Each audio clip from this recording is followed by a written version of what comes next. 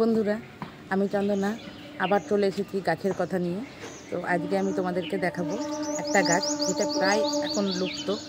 তো তোমাদেরকে তো এর আগে আমি অনেক দেখিয়েছি, অনেক ধরনের জবা দেখেছি, কিন্তু তোমরা অনেকেই দেখতে পাও অনেক ধরনের পুনে ভ্যারাইটিস, অস্ট্রেলিয়ান, দেশি, এগুলো তো সবাই দেখেছো। কিন্তু আজকে আমি তোমাদেরকে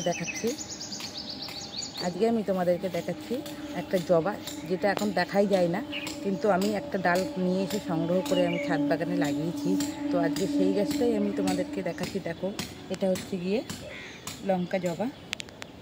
অনেক আগে ছোটোবেলায় দেখতাম, কিন্তু এখন আর দেখাই যায় না এটাকে। তো আমি দেখো লাগানোর পরে আমার কত সুন্দর ফুলটা হয়েছে।